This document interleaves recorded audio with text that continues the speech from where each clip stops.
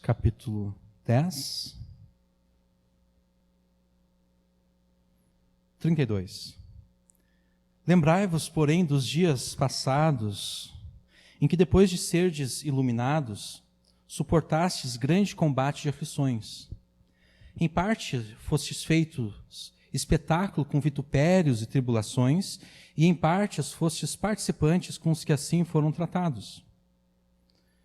Porque também vos compadecestes das minhas prisões, e com alegria recebestes o roubo dos vossos bens, sabendo que em vós mesmos tendes nos céus uma possessão melhor e permanente. Não rejeiteis, pois, a vossa confiança, que tem grande e avultado galardão, porque necessitais de paciência, para que depois de havendo feito a vontade de Deus, possais alcançar a promessa.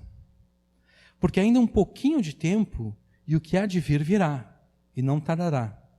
Mas o justo viverá pela fé. E se alguém se retirar, a minha alma não tem prazer nele. Nós, porém, não somos aqueles que se retiram para a perdição, mas aqueles que creem para a conservação da alma. Amém. Até aqui.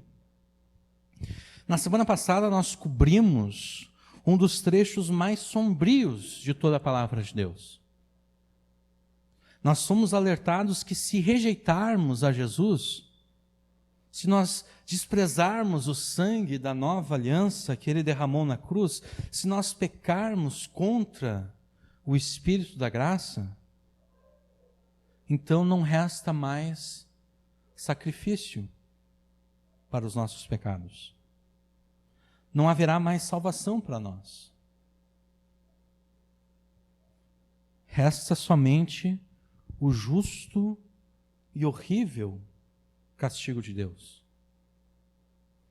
O último verso que nós lemos na semana passada, sem cerimônia, diz o seguinte: horrenda coisa é cair nas mãos do Deus vivo.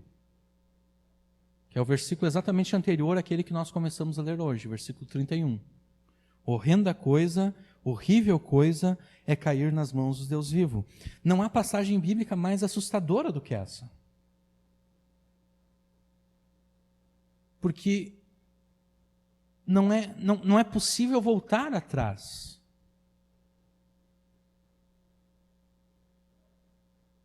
Nosso autor aqui diz que não é possível voltar atrás. Ele não chama ninguém ao arrependimento, naqueles versículos anteriores ali, porque simplesmente não há possibilidade de arrependimento. Não tem como voltar atrás, não tem como se arrepender, não tem como confessar nada a Deus e Deus perdoar. Simplesmente não existe essa possibilidade. Não há possibilidade de arrependimento exatamente porque quem apostata da fé, quem rejeita de forma terminante a Jesus, quem peca contra o Espírito Santo, comete aquele pecado que o apóstolo João escreveu na epístola dele. Pecado para a morte. O apóstolo João escreveu o seguinte: se alguém vir o seu irmão cometer um pecado que não é para a morte, pedirá e Deus dará vida àquele que cometeu o pecado. Esse é o caso dos que não pecam para a morte. Há pecado para a morte. E por esse, eu digo que não ore. É mais ou menos o que aconteceu na época do profeta Jeremias. O profeta Jeremias falava a palavra de Deus e o povo de Israel continuamente se rebelava contra Deus. Não ouvia as palavras que Jeremias falava. E Jeremias orava a Deus a favor do povo, intercedia a Deus a favor do povo, e Deus disse assim para Jeremias: Jeremias, para de orar. Eu não quero mais que tu ore a favor deles. Porque tu pode morrer orando por eles, tu pode morrer de tanto jejuar a favor deles, e eu não vou te ouvir, Jeremias. É isso que o apóstolo João fala. Quando ele diz que aqueles que cometem pecado para a morte, para esses nem adianta orar mais. Porque não há mais volta. Como poderia haver possibilidade de arrependimento para aquele que, rejeitando de forma terminantemente a Jesus, peca justamente contra o Espírito da graça, que é aquele que convence do pecado, da justiça e do juízo?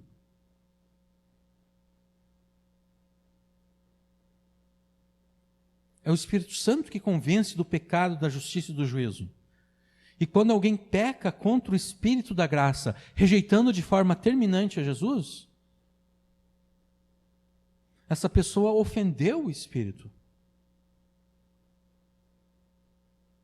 E o Espírito nunca mais virá sobre ela para convencê-la do pecado. O Espírito Santo nunca mais concederá a ela o arrependimento. Por isso mesmo é que Jesus disse o seguinte acerca do pecado de rejeitar o testemunho que o Espírito Santo dá do próprio Jesus. Portanto, vos digo, todo tipo de pecado e blasfêmia será perdoado aos homens, mas a blasfêmia contra o Espírito não será perdoada. Se alguém disser alguma palavra contra o Filho do Homem, isso lhe será perdoado. Mas se alguém falar contra o Espírito Santo, não lhe será perdoado, nem neste mundo, nem no vindouro. E o nosso escritor, falando desse mesmo pecado e daqueles que cometem esse pecado, escreveu o seguinte no capítulo 6. A gente pode voltar um pouquinho? Hebreus capítulo 6. Nós vamos ler a partir do versículo 4. Porque é impossível que os que já uma vez foram iluminados e provaram o dom celestial e se tornaram participantes do Espírito Santo e provaram a boa palavra de Deus e os poderes do século futuro e recaíram, é impossível que eles sejam outra vez renovados para o arrependimento. Porque assim quanto a eles, de novo, eles crucificam o Filho de Deus e o expõem ao vitupério. Esse mesmo pecado do qual ele fala aqui é aquele que Jesus falou. O pecado contra o Espírito Santo. O pecado de rejeitar o testemunho que o Espírito Santo dá acerca de Jesus. É o mesmo pecado que o apóstolo João falou.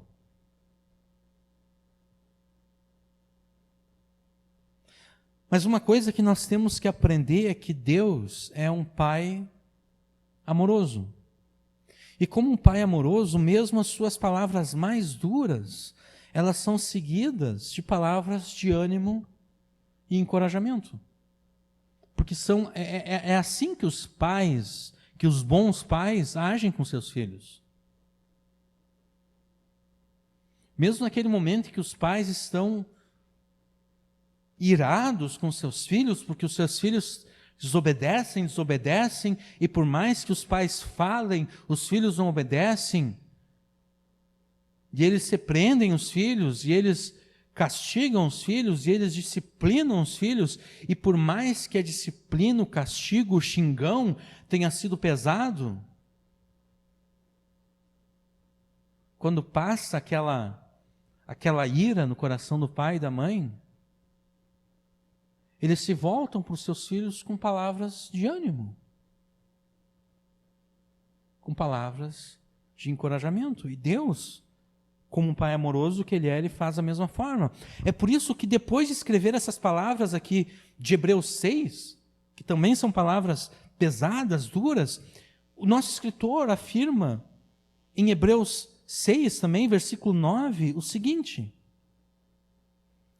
mas de vós, ó amados, esperamos coisas melhores e coisas que acompanham a salvação, ainda que assim falamos, ainda que nós falamos de forma tão dura, porque Deus não é injusto para se esquecer da vossa obra e do trabalho do amor que para com o seu nome mostrastes, enquanto servistes aos santos e ainda servis.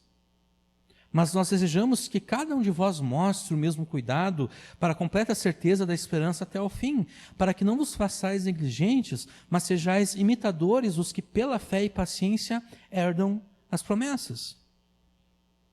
Então, depois de uma palavra tão dura, ele diz, mas acerca de vocês eu espero coisas melhores. Eu não espero que vocês rejeitem a Jesus. Eu não espero que vocês desprezem as manifestações da graça na vida de vocês. Com relação a vocês, eu espero coisas melhores. Eu tenho esperança que vocês não são desses que vão rejeitar Jesus. E da mesma forma, a gente pode voltar para Hebreus 10. Depois de escrever uma das passagens mais sombrias de toda a palavra de Deus, o Espírito Santo inspirou o nosso autor a escrever as palavras de ânimo e encorajamento que nós lemos no início dessa pregação. O segredo para não estar numa posição em que não há mais possibilidade de arrependimento é jamais chegar ao ponto de apostatar da fé e rejeitar de forma completa a Jesus. E como é que nós faremos isso? Nos lembrando da nossa fidelidade a Deus em meio aos sofrimentos do passado. Nos lembrando da nossa fidelidade a Deus em meio aos sofrimentos do passado, para nos inspirar a permanecermos fiéis em meio aos sofrimentos do presente e do futuro. Porque muitas vezes nós cometemos o erro de desistir de uma coisa por causa das dificuldades que surgem. A gente quer fazer uma coisa, a gente começa a fazer aquilo, e começa a surgir dificuldades, e a coisa fica difícil, e surgem problemas e mais problemas, e daqui a pouco a gente desiste. Isso é comum acontecer. E o pior ocorre quando a gente já sofreu um bom tanto. A gente já sofreu um bom tanto, e daí simplesmente a gente desiste. Já estava perto de alcançar o objetivo. E a gente simplesmente desiste. Quando nós desistimos dessa forma, nós tornamos inútil e sem razão tudo aquilo que nós sofremos para chegar até aquele ponto. Tudo foi em vão. Todo o sofrimento, todas as dificuldades, foi tudo em vão.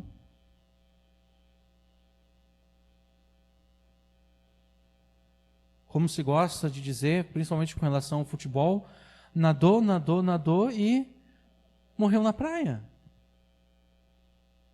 Quer dizer, o mais difícil conseguiu. Estava lá em alto mar, veio nadando, chegou na praia e daí morreu. Todo o sofrimento, todo o esforço foi em vão.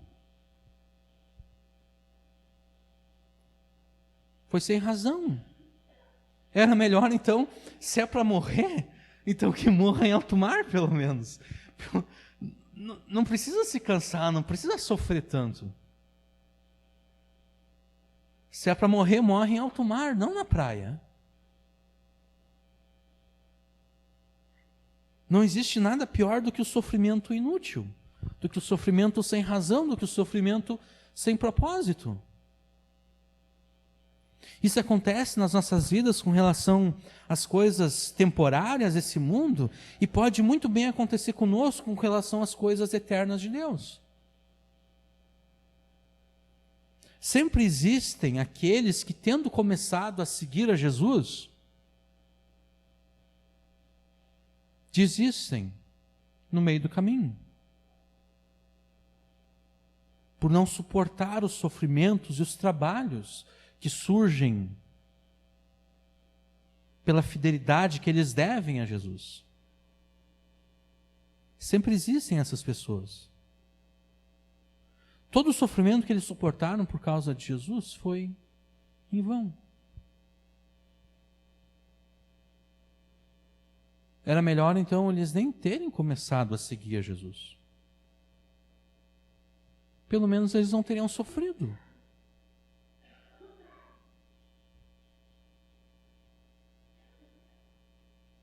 Era melhor ter permanecido na incredulidade. Se é para desistir no meio do caminho, permanece na incredulidade. Que é aquilo que Jesus falou. Acho que em Lucas aparece isso. Jesus está andando com os discípulos, com os apóstolos, e tem um monte de gente vindo atrás de Jesus. Uma multidão seguindo Jesus. E Jesus olha para trás, se volta para a multidão e diz: olha, não é tão... Me seguir não é simplesmente ficar andando pelas mesmas ruas que eu estou andando aqui. Talvez alguns de vocês vão ter que abandonar os pais de vocês para me seguir. Talvez alguns de vocês vão ter que abandonar os filhos para me seguir. Talvez alguns de vocês vão ter que abandonar os seus cônjuges para me seguir.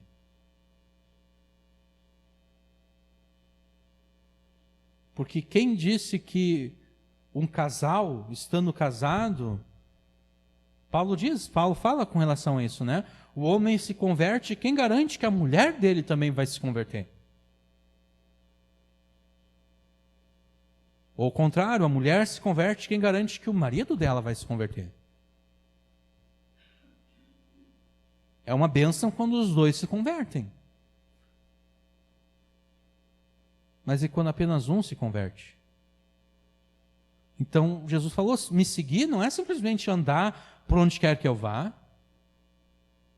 E daí ele conta uma parábola. Ele diz que quando alguém vai construir, quando alguém vai fazer uma construção, essa pessoa ela tem que fazer os cálculos de todo o custo que ela vai ter. Com o material, com a mão de obra, para que não aconteça que ela, começando a construir, de repente não tem mais dinheiro para o material, não tem mais dinheiro para pagar os construtores, os pedreiros, e a construção fica pela metade. Ou então, com relação à guerra, se o meu inimigo está vindo contra mim, e eu sei que ele tem o dobro de soldados do que eu tenho à minha disposição, eu tenho que ver se os meus soldados são bons mesmo na guerra, na batalha, para saber se cada um deles consegue matar pelo menos 2 soldados inimigos. Porque, do contrário, é certo que eu vou perder a guerra. Então, em vez de desperdiçar a vida dos meus soldados, é melhor, então, enviar embaixadores para o rei que está vindo e pedir para ele, olha, eu não tenho como fazer guerra contra o teu exército. Me diz aí quais são os teus termos de paz e eu vou aceitar eles, porque que adianta eu matar o meu povo inteiro por nada?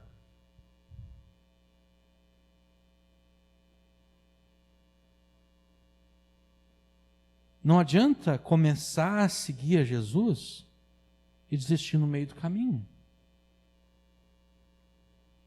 Porque todo o sofrimento, até o momento que a pessoa resolve desistir, vai ter sido em vão, vai ter sido inútil, vai ter sido sem propósito algum.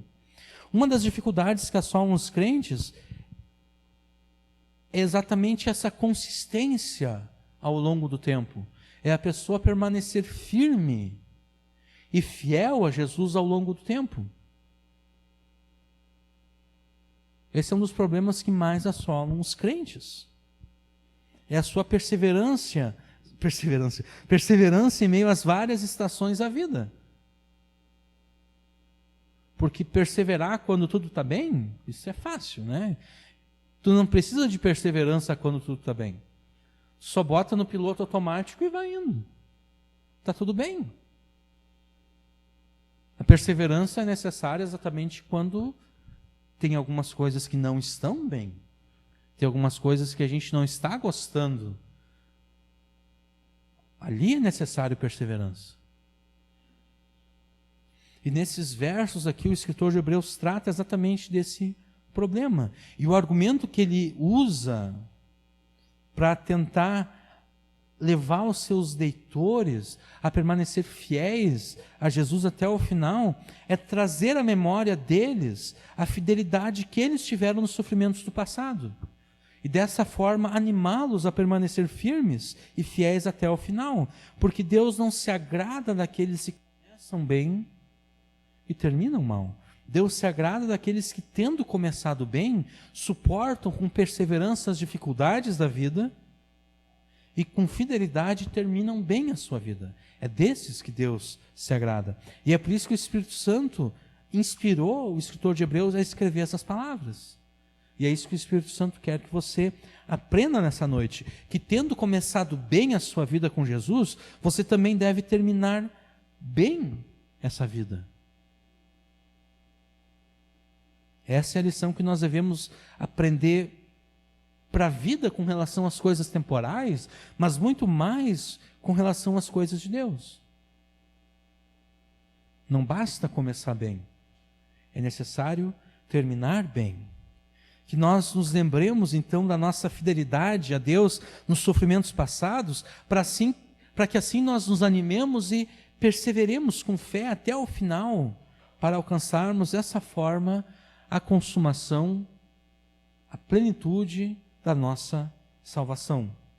O escritor de Hebreus, ele incita os seus leitores a recordarem do que aconteceu com eles logo após eles terem recebido o perdão dos pecados e a salvação a Jesus. Ele faz isso no versículo 32. Lembrai-vos, porém, dos dias passados, em que depois de seres iluminados, suportastes grande combate de aflições. Ele quer que os seus leitores se lembrem que logo depois que eles tiveram as suas trevas espirituais iluminadas por Jesus, eles tiveram que enfrentar grande combate de aflições. Eles sofreram muitas coisas logo depois de terem sido salvos. E aqui a gente já aprende que a fé em Jesus não é um esconderijo contra os sofrimentos passageiros dessa vida. Porque muitas vezes é isso que é pregado. A fé em Jesus como um esconderijo, como um escudo contra os sofrimentos dessa vida. Vem para Jesus que você nunca vai ficar doente. Vem para Jesus que nunca vai faltar dinheiro. Vem para Jesus que nunca vai faltar comida na sua mesa. Vem para Jesus que nada de ruim vai acontecer com você. Vem com Jesus que a sua família vai ser aquela família feliz daquelas propagandas de margarina que tem na televisão, né? Em que aparece a mãe, o pai, os filhos lá, todo mundo feliz, tomando café da manhã lá, um suquinho de laranja, daí tem o pão, tem os frios e daí tem a margarina lá. A sua família vai ser que nem essa família de propaganda de margarina.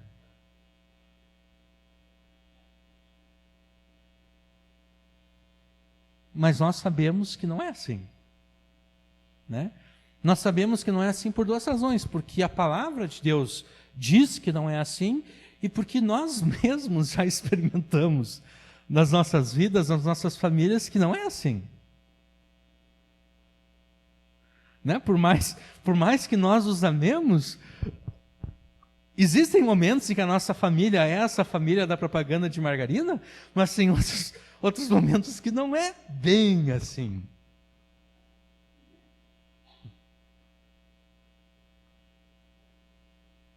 E nós ficamos doentes, e nós passamos por crises financeiras. Tem momentos que a gente tem bastante dinheiro, daqui a pouco a gente tem pouco dinheiro, e daqui a pouco a gente não tem nenhum dinheiro. E às vezes a nossa mesa está cheia de comida e a gente pode escolher o que quer comer. Tem várias coisas, é bom quando é assim, né? Mas tu tá assim, tu pode dizer, hoje eu quero comer isso. Daí tu vai lá na geladeira e pega e prepara. Não, hoje eu não quero comer a mesma coisa que eu comi ontem, hoje eu quero comer uma coisa diferente. E daí tu pode encomendar no iFood, e daí tu tem dinheiro para pagar e tudo, mas tem outras vezes que não tem escolha. É aquilo ali, não é muito bom, mas é o que tu conseguiu comprar, e é aquilo ali que tu tem que comer.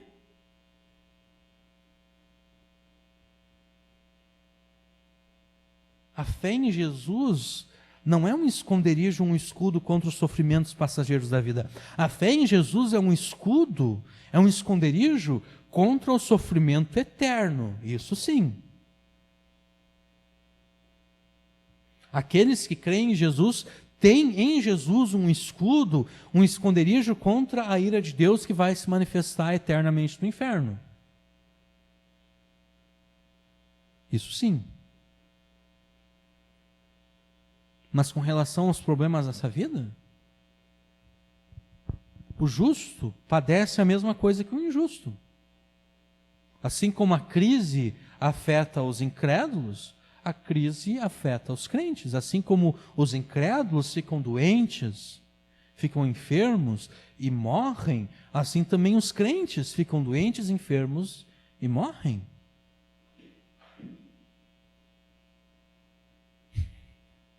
Os crentes deixam também a Bíblia cair às vezes.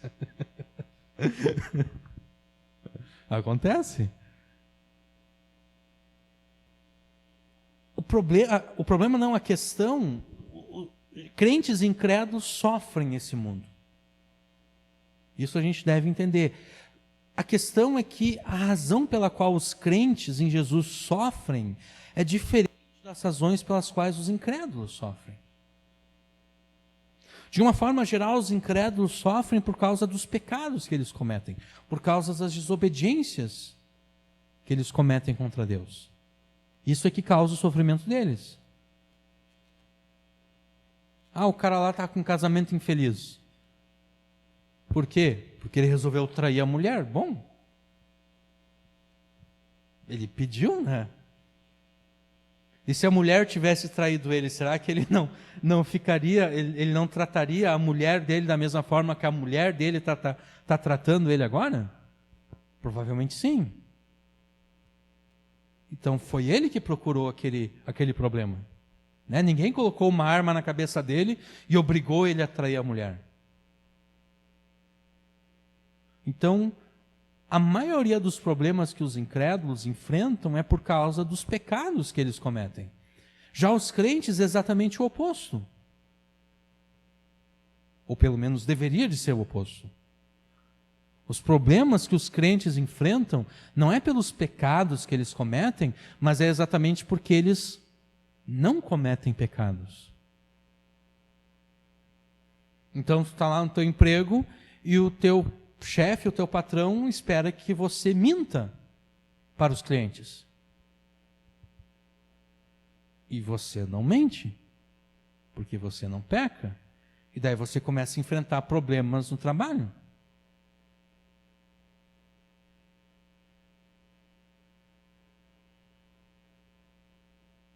Essa deve ser a razão pela qual os crentes sofrem. Não o pecado que os crentes cometem, mas se negar a cometer pecados. O querer ser obediente a Deus, a Jesus, em tudo. E foi isso que aconteceu com esses hebreus cristãos aqui. Eles foram iluminados por Jesus, eles creram em Jesus e eles passaram a obedecer a Jesus. E como consequência, eles passaram a enfrentar um grande combate de aflições. Eles começaram a ser afligidos. E qual foi a reação deles diante dessas aflições, diante dessas lutas? Eles foram infiéis a Jesus e passaram a desobedecer a Deus junto com os incrédulos? Não. Eles permaneceram fiéis e obedientes. Eles suportaram com firmeza as aflições e as lutas que eles estavam enfrentando exatamente por causa da fé deles em Jesus. Eles suportaram um grande combate de aflições. Suportar que tem o sentido de permanecer firme. Eles permaneceram firmes e fiéis no meio desse grande combate de aflições. As lutas e os sofrimentos da fidelidade dos crentes a Jesus ocorrem de duas formas diferentes. As lutas e sofrimentos pessoais e a identificação com os demais crentes que estão sendo afligidos. Versículo 33. Em parte, fostes feitos espetáculo com vitupérios e tribulações, e em parte fostes participantes com os que assim foram tratados. Em algumas ocasiões, esses hebreus cristãos haviam sido publicamente expostos como um espetáculo ao mundo. Eles foram expostos como espetáculo ao mundo, sendo insultados e perseguidos pelos incrédulos. E em outras ocasiões, esses hebreus cristãos não sofreram de forma pessoal nenhum tipo de insulto ou perseguição. Mas mesmo não enfrentando nenhum tipo de tribulação de forma pessoal, eles se identificaram publicamente com aqueles que estavam sendo insultados, com aqueles que estavam sendo perseguidos por amor a Jesus. Essa atitude de se identificar de forma pública com aqueles que sofrem por amor a Jesus é um sinal de verdadeira fidelidade a Deus e a Jesus. Porque o problema não era deles. Não eram eles que estavam sofrendo pelo nome de Jesus. Eram outros que estavam sofrendo por amor a Jesus. Mas isso não impediu eles de se identificarem publicamente com seus irmãos que estavam sendo insultados, com seus irmãos que estavam sendo perseguidos.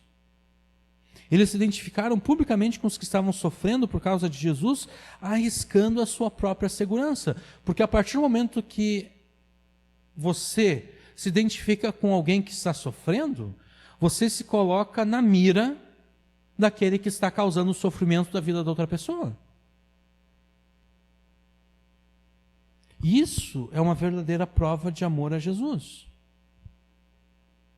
Uma verdadeira prova de amor a Jesus e a todos aqueles que igualmente foram iluminados por Jesus.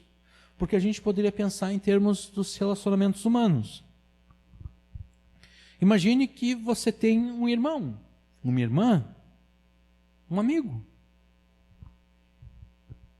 E essa pessoa está sendo injustiçada. Não é você que está sendo injustiçado. É o teu amigo, o teu irmão, a tua irmã. Qual é o teu dever para com essa pessoa?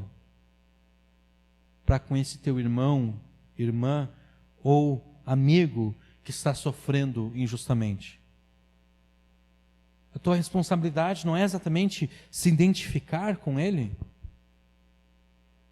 A tua responsabilidade não é falar a favor dele e contra aqueles que estão fazendo o mal contra esse teu amigo, contra esse teu irmão?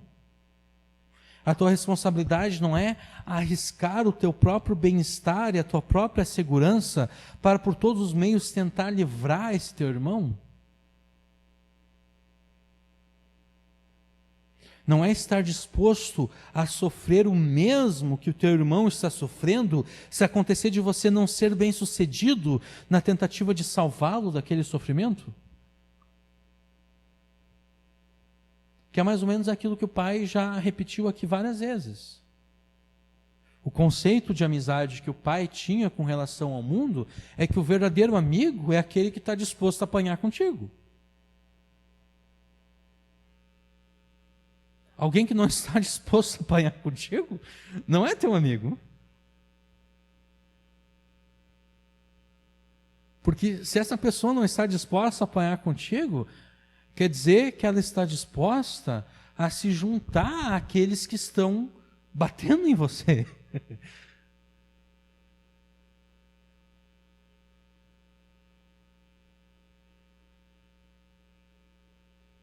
O que você diria acerca de si mesmo, caso você ficasse com medo de se identificar com o seu próprio irmão que está sofrendo injustamente? O que você diria acerca de si mesmo? Você não diria, você não se reconheceria como um covarde? Como um hipócrita? Como alguém cujo amor é uma farsa, que só ama nos momentos fáceis? Que quando o amor de fato é necessário, nos momentos difíceis, revela esse caráter egoísta e interesseiro? Porque isso é ser uma pessoa interesseira. É a pessoa que só ama nos momentos fáceis. Ela só ama nos momentos fáceis porque ela é interesseira, porque ela tem algum interesse ali. Mas nos momentos difíceis, o amor some, o companheirismo some.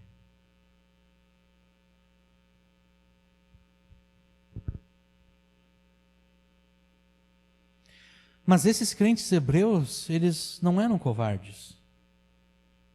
O amor deles não era falso nem hipócrita. Eles não eram egoístas e nem interesseiros. Versículo 34. Porque também vos compadecestes das minhas prisões, e com alegria recebestes o roubo dos vossos bens, sabendo que em vós mesmos tendes nos céus uma possessão melhor e permanente. Eles não eram covardes, o amor deles não era falso nem hipócrita, não. Eles se compadeceram e sofreram junto com aqueles que foram presos pelo nome de Jesus, incluindo o próprio escritor dessa carta, endereçada a eles. O escritor, que a gente não sabe quem é, alguns acham que é Paulo, mas a linguagem não é de Paulo. Né? Se a gente for ler as epístolas que Paulo escreveu, Gálatas, Efésios, Romanos, a gente percebe que a forma de colocar as coisas é diferente. A teologia é a mesma, mas a linguagem é diferente. Então a gente não pode dizer com certeza que foi Paulo ou não. Uma coisa é certa, o escritor de Hebreus foi preso. Ele foi preso por amor a Jesus. E esses crentes hebreus aqui se compadeceram das prisões dele. E se compadecer aqui não é simplesmente, ai, tadinho, ele foi preso, coitadinho dele. Não, porque naquela época não havia essa questão de direitos humanos, né? Naquela época, tu era preso, tu ficava numa cela escura, úmida, tu fazia as suas necessidades num canto ali, então dá para imaginar que o cheiro não era muito agradável, dá para imaginar que a pessoa poderia desenvolver vários tipos de doença, porque também não era muito higiênico. Se compadecer das prisões aqui é ir lá e visitar a pessoa na prisão e tentar de todas as formas diminuir o sofrimento dela lá.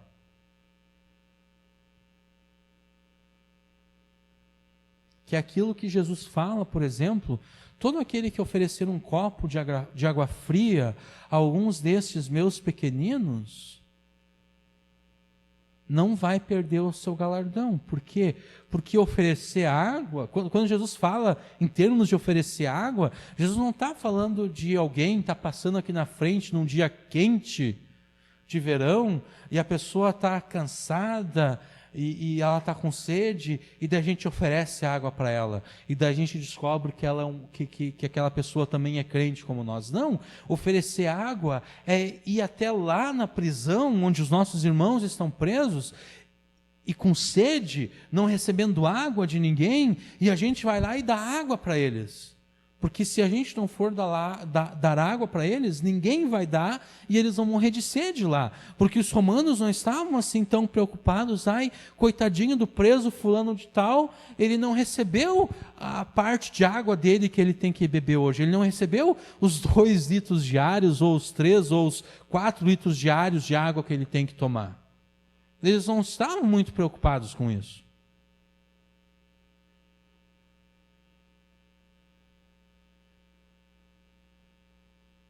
Ou a gente pode pensar também em Paulo, quando Paulo fala das várias igrejas que se compadeceram das prisões deles. Essas igrejas mandaram ofertas para que Paulo tivesse como se sustentar na prisão. Para que Paulo tivesse como comer de forma digna na prisão.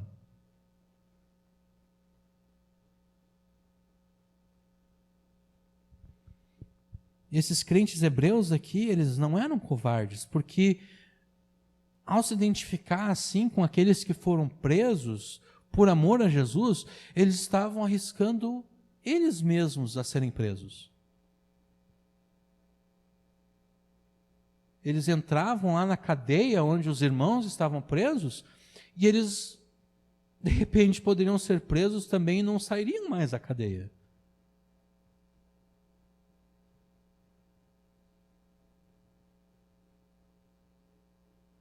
Eles se compadeceram e sofreram junto com aqueles que foram presos pelo nome de Jesus. E então eles mesmos, com uma inesperada alegria, eles mesmos receberam o roubo e o confisco dos seus próprios bens. É assim que o versículo 34 continua. Os bens deles foram roubados, foram confiscados, e eles receberam esse roubo, esse confisco, com alegria. De onde vem essa alegria inesperada que leva os verdadeiros crentes em Jesus a aceitarem o roubo e o confisco dos seus próprios bens? Essa alegria vem da certeza que os verdadeiros crentes têm de que as suas posses e as suas próprias vidas nesse mundo, não há como comparar as suas posses e as suas vidas nesse mundo com os bens permanentes e a vida eterna que os aguarda nos céus. É daí que vem essa alegria. Você deve trabalhar nesse mundo para cuidar de si mesmo e da vida de todas as pessoas que você ama. Mas você não deve amar as coisas terrenas e a vida nesse mundo a ponto de desprezar as riquezas espirituais que aguardam os filhos de Deus quando o reino de Deus finalmente se manifestar de forma visível nesse mundo. Esses crentes hebreus, eles se identificaram publicamente com seus irmãos que estavam sendo afligidos e eles mesmos passaram a ser perseguidos a ponto de perderem os seus bens. É assim que tem sido a tua fidelidade a Deus e a Jesus? No passado, depois de ter sido iluminado por Jesus, você permaneceu firme em meio às aflições que vieram sobre você por amor a Jesus? É difícil comparar, né? Porque ele fala aqui de um grande combate de aflições. A gente também poderia, nós poderíamos dizer que nós também suportamos um grande combate de aflições, mas o nosso grande combate de aflições é um pouquinho diferente do grande combate de aflições que ele está falando aqui, porque até onde eu sei, talvez eu esteja mal informado, mas até onde eu sei, nenhum de nós foi preso ou foi ameaçado com prisão pela nossa fé em Jesus, né? Nenhum policial chegou a nós e disse: olha, tu crê em Jesus? Porque se tu crê em Jesus, tu vai preso. Ninguém chegou a nós dizendo isso. Né? Nenhum de nós tem sofrido aquilo que os nossos irmãos estão sofrendo agora mesmo em lugares como a China ou como a Coreia do Norte. Mas ainda assim, mesmo num país dito cristão como é o Brasil, mesmo aqui nós sofremos algumas aflições por amor a Jesus. Você tem permanecido firme em Jesus e fiel a Deus no meio dessas aflições que vem sobre os crentes no Brasil?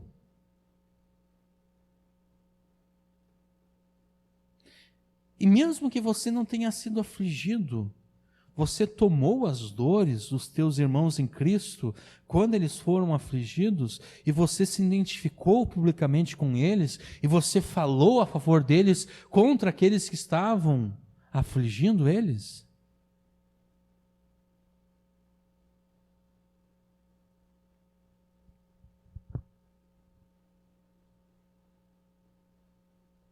Eu vou assumir que todos nós estamos dando respostas positivas a essas perguntas.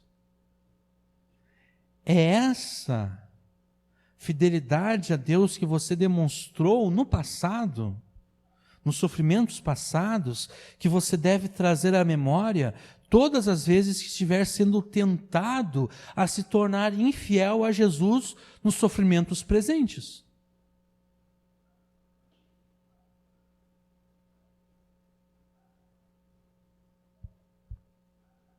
Por que ser infiel a Jesus agora, quando no passado você permaneceu firme? em meio aos sofrimentos? Para que nadar para morrer na praia?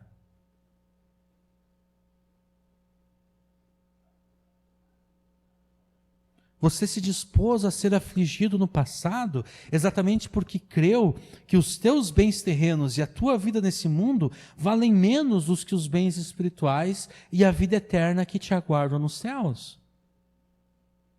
Por acaso você não crê mais dessa forma? Para desistir agora? Você não crê mais que a vida por vir e os bens espirituais que aguardam a todos os crentes valem mais do que isso que nós temos agora? Porque essa é a única razão para desistir. É quando não se crê mais. É quando não se crê mais que aquilo que Deus tem para nós vale muito mais do que aquilo que nós temos agora. Se realmente você não crê mais dessa forma, se você não crê mais que aquilo que Deus tem para os seus filhos é infinitamente superior àquilo que você tem agora, ou aquilo que você ainda pode alcançar nesse mundo, tudo o que me resta fazer é conclamar você novamente ao arrependimento e à fé em Jesus. É conclamar você ao arrependimento e à fé e esperar que ainda haja esperança para você. E esperar que você ainda não esteja naquele ponto em que o profeta Jeremias ouve de Deus: não adianta mais orar por eles, porque eu não vou ouvir as tuas orações. Mas se ainda existe um fio de fé no teu coração, se ainda existe uma pequena confiança no teu coração de que aquilo que Deus tem para os seus filhos é infinitamente superior àquilo que você tem agora ou àquilo que você ainda pode conquistar nesse mundo, você deve usar a tua fidelidade e firmeza do passado para alimentar essa fé, para alimentar essa confiança, para que você possa perseverar até o final. Já que você suportou com firmeza e fidelidade os sofrimentos do passado, não jogue tudo isso fora, deixando de lado a confiança que você tem em Deus de ser por Ele grandemente recompensado. Versículo 35. Não rejeiteis, pois, a vossa confiança, que tem grande e avultado galardão. Se você desistir agora da recompensa que Deus tem para aqueles que permanecem firmes até o final, tudo que você sofreu no passado por amor a Jesus vai ter sido em vão.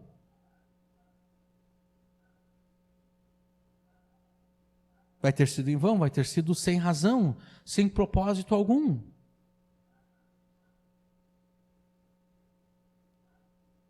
Você nadou, enfrentou as dificuldades, se cansou, se decepcionou com pessoas.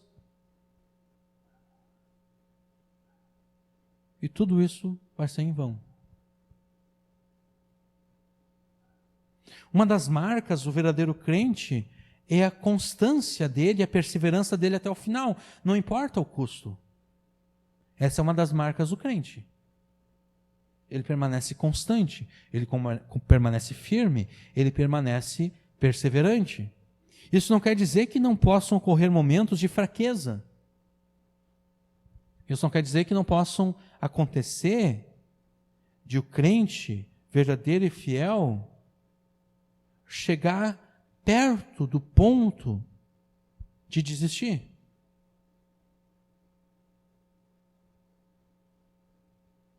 Mas o verdadeiro crente, mesmo que ele chegue perto desse ponto de desistência, ele sempre vai se recuperar desses momentos de fraqueza. Ele sempre vai se fortalecer em Deus e na força do seu poder. Isso tudo é verdade porque as dificuldades e sofrimentos produzem nos crentes a paciência, que tem um sentido aqui de perseverança, versículo 36. Porque necessitais de paciência, de perseverança, como diz outras versões, para que depois de haverdes feito a vontade de Deus, possais alcançar a promessa. nos falsos convertidos, as dificuldades e os sofrimentos levam eles à desistência. Levam eles a desistir da fé em Jesus. Levam eles a apostatar da fé, a pecar contra o Espírito Santo. Isso fica muito claro quando nós nos lembramos da parábola do semeador, que Jesus contou. A semente que germinou no terreno entre espinhos são aqueles pretensos convertidos que se deixam seduzir pelas riquezas, pelos cuidados desse mundo. E é dessa forma, então, que eles apostatam da fé. É dessa forma que eles pecam contra o Espírito Santo. A semente que germinou no terreno rochoso são aqueles pretensos convertidos que apostatam da fé exatamente porque eles não suportam o sofrimento que vem sobre aqueles que declaram publicamente a sua fé em Jesus. Mas a semente que germinou na boa terra são aqueles que enfrentam a sedução das riquezas. Eles enfrentam a sedução das riquezas, os cuidados desse mundo, e eles não apostatam na fé. Eles enfrentam os sofrimentos da vida, as perseguições, as aflições, e eles não apostatam da fé. Porque a única forma da boa terra demonstrar que de fato é boa terra é se ela enfrentar aquilo que o solo rochoso enfrenta e não ceder à tentação. Não apostatar da fé. É a boa terra enfrentar aquilo que o solo entre espinhos enfrenta e da mesma forma não pecar, não apostatar na fé. Até o momento em que a pessoa não enfrenta essas coisas e não vence essas coisas, sempre vai permanecer a dúvida: será que essa pessoa é boa terra? Será que ela é entre espinhos? Será que ela é solo rochoso?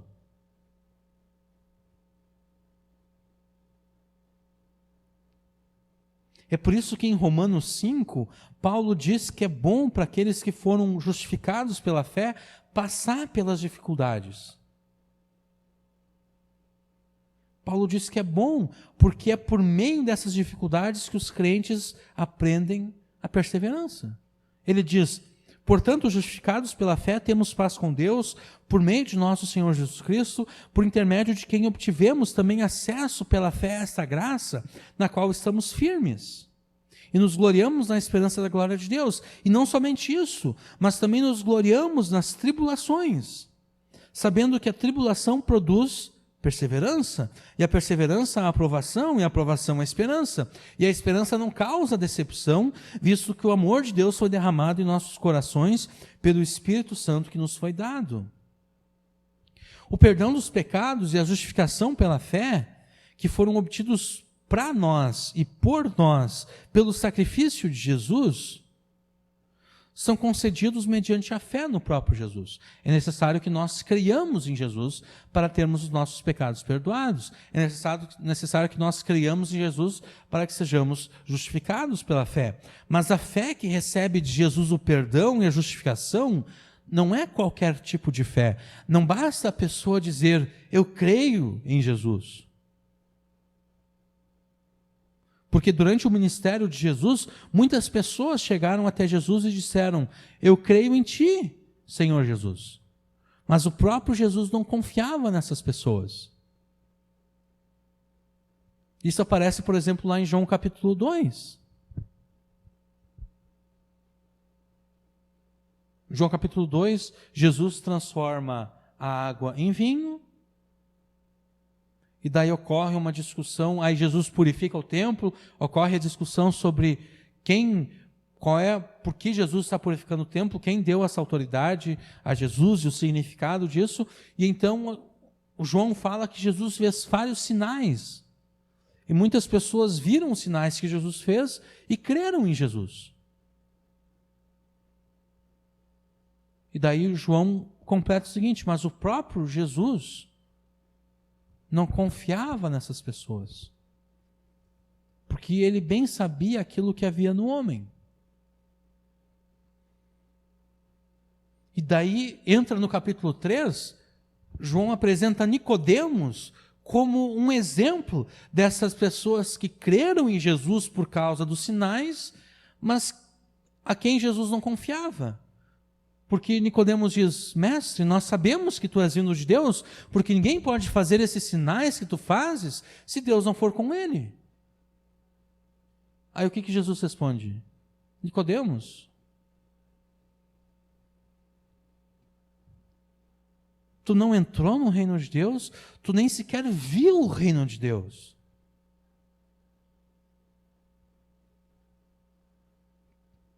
Tu acha que tu tem motivos para crer que eu vim de Deus?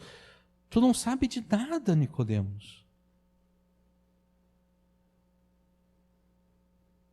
Tu não tem parâmetro para julgar se de fato eu vim de Deus ou não, porque tu sequer viu o reino de Deus. Nicodemos é apresentado como aquelas pessoas que disseram: eu creio em Jesus, mas cuja fé em Jesus não era uma fé verdadeira. Não era uma fé na qual Jesus poderia confiar. Então, é necessário fé para receber de Jesus o perdão e a justificação pela fé, a justificação dos pecados, mas não qualquer tipo de fé.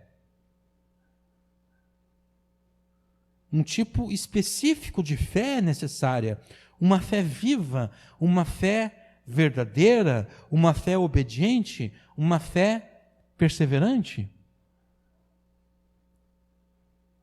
É essa fé perseverante que recebe o perdão dos pecados, que recebe a justificação. E essa fé perseverante não somos nós que geramos em nós mesmos. Porque todas as coisas que nos são necessárias para a salvação nos foram dadas de forma graciosa por Deus.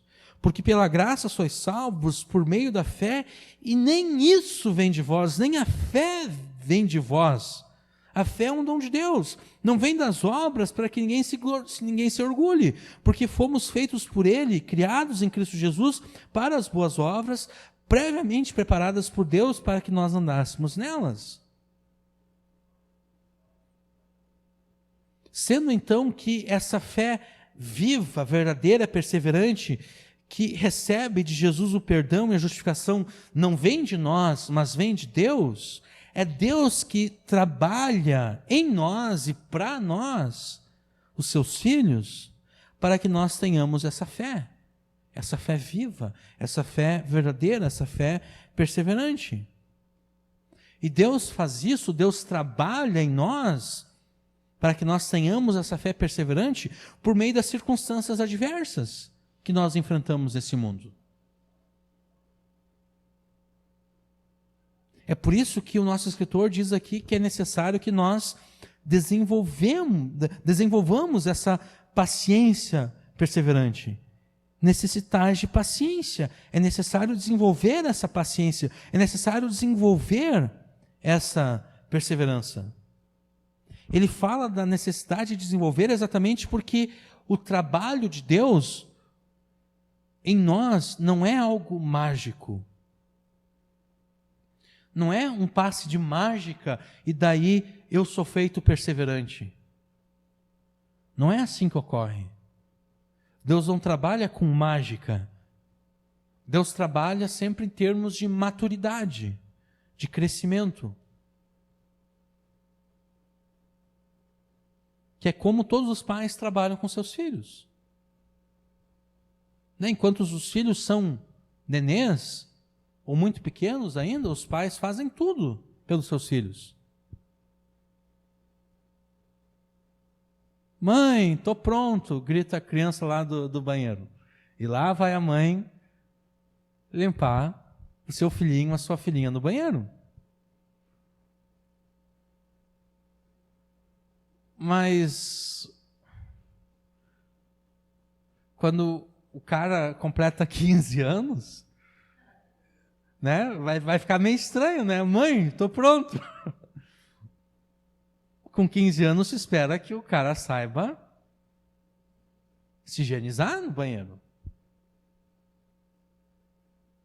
É necessário que ele tenha amadurecido pelo menos a esse ponto. Com 15 anos, pelo menos, ele deve saber como se portar no banheiro, como se higienizar no banheiro. E à medida em que vai crescendo mais, os pais não fazem mais as coisas para os seus filhos. Porque, do contrário, a gente vai ter pessoas de 40, 50, 60, 70 anos que não passam de crianções. Que tiveram os seus pais fazendo tudo para eles durante toda a vida. E agora, sei lá, com 60 anos, os pais morrem e o cara não sabe viver nesse mundo. Porque por 60 anos o papai e a mamãe fez tudo por ele.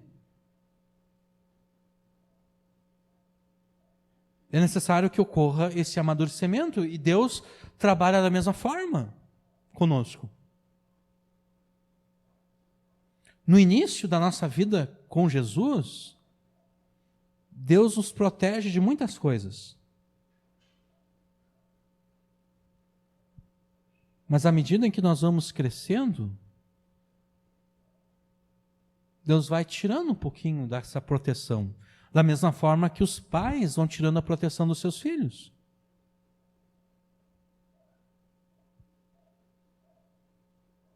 E Deus tira essa proteção aos poucos, não toda, obviamente, porque se Ele tirasse toda a proteção que Ele nos dá, nós morreríamos.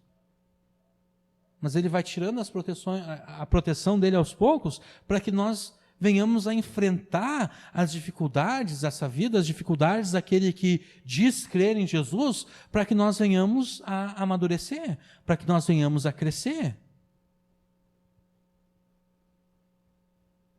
O crescimento espiritual não é um passe de mágica, não é algo sobrenatural que eu vou dormir hoje um crianção em Cristo e amanhã eu acordo um pai espiritual. Não, é um processo de amadurecimento. É um crescimento orgânico, é um crescimento que ocorre de forma consciente. Eu fico consciente do meu amadurecimento em Jesus, em Cristo.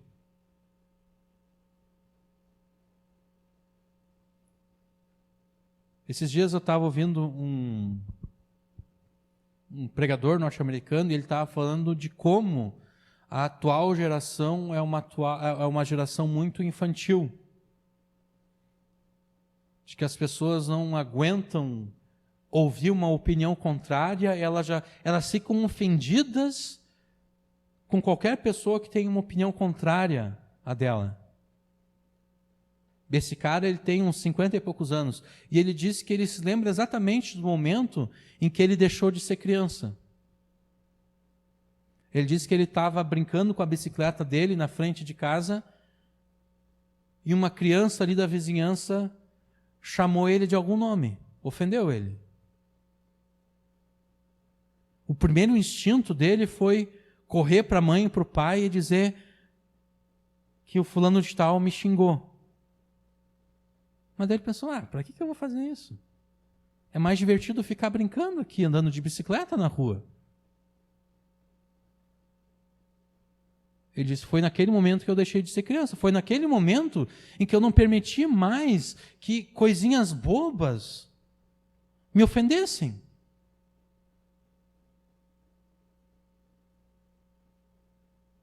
Ele amadureceu. Ele cresceu.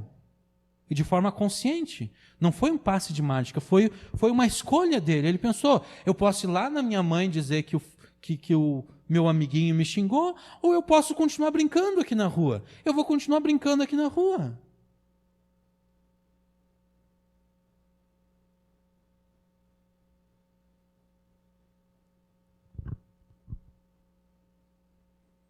Deus trabalha a maturidade dos seus filhos, concedendo graciosamente a vontade e o poder para que os seus filhos ajam de acordo com a sua vontade. E a gente deve usar o poder e a vontade que Deus nos dá para fazermos a sua vontade, porque é dessa forma que nós vamos amadurecer. Nós devemos responder de forma positiva à graça de Deus em nós. Paulo lá diz em Filipenses, é Deus aquele que opera em vós o querer e o realizar. É Deus que opera isso em nós. Então a gente deve pegar esse querer e esse realizar e colocar em prática. É assim que a gente vai amadurecer. A gente tem que pegar esse querer e esse amadurecer e esse realizar no meio dos sofrimentos e desenvolver perseverança.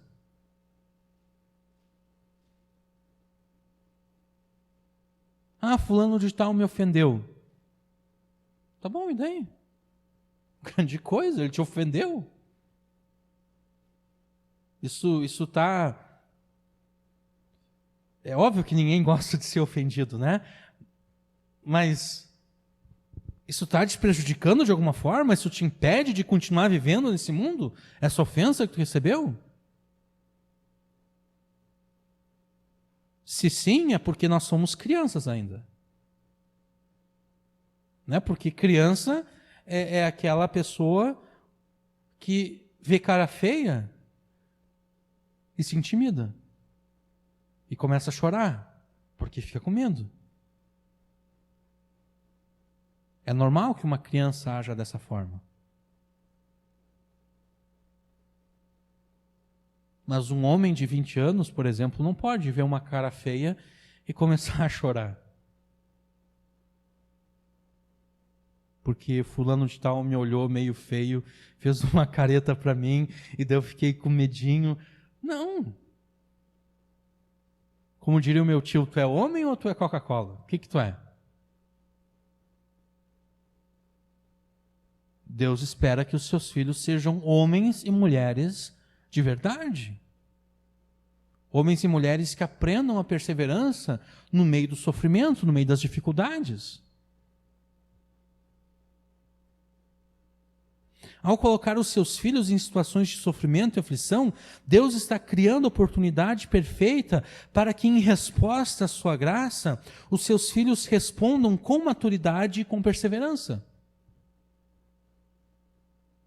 E nós necessitamos de perseverança para que, depois de termos feito a vontade de Deus em meio aos sofrimentos, nós permaneçamos firmes até o final, para que assim alcancemos a promessa. E que promessa é essa? A promessa de que a nossa salvação será plenamente consumada na volta de Jesus. Porque nós somos salvos. Nós recebemos a vida eterna. Mas a nossa salvação não se manifesta ainda de forma plena nesse mundo. Os nossos corpos ainda são fracos, os nossos corpos ainda adoecem. Nós ainda estamos sujeitos às tentações e às fraquezas da nossa própria carne.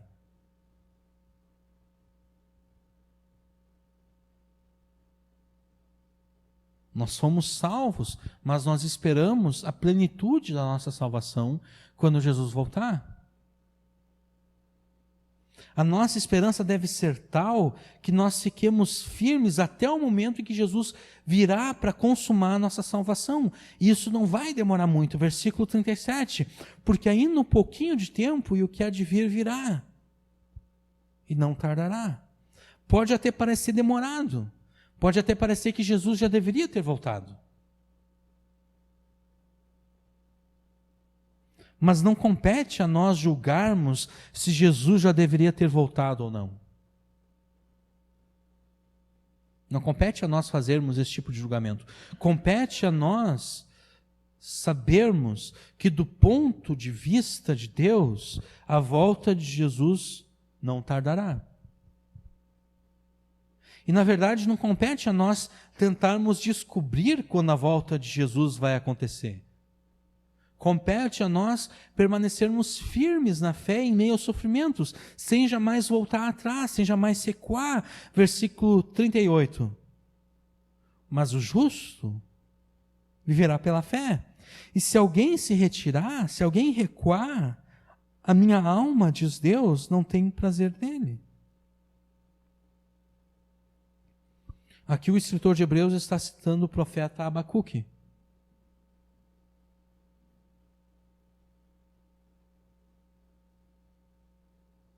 Deus não se agrada daqueles que dizem ter fé para logo depois desistirem da fé que eles diziam ter.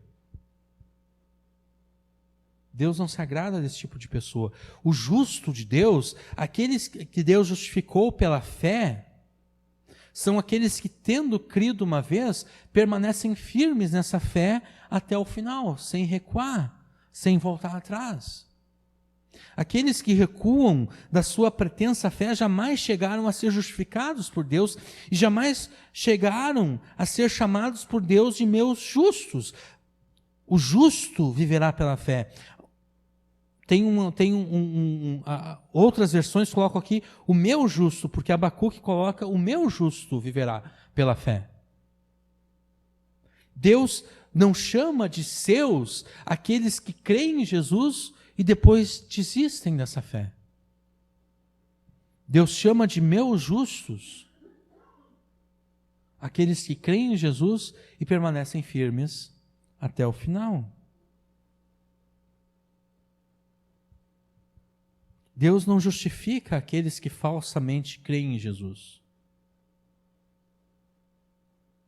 Porque, assim como Jesus, Deus sabe aquilo que há no homem.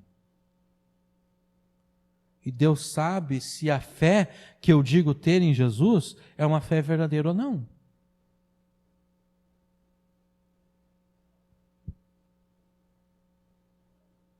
Deus não tem prazer naqueles que se retiram, exatamente porque aqueles que se retiram nunca pertenceram a Ele. Nunca vos conheci. Está lá em Mateus capítulo 7. Eles nunca foram verdadeiros crentes. Eles eram falsos crentes que apostataram da fé. Filhinhos, esta é a última hora. O anticristo está vindo. Já muitos anticristos se têm levantado, conforme ouvistes. Por isso sabemos que é a última hora. Eles saíram de nós, mas não eram dos nossos, pois se fossem dos nossos, teriam permanecido conosco. Mas todos eles saíram para que se manifestasse que não são dos nossos.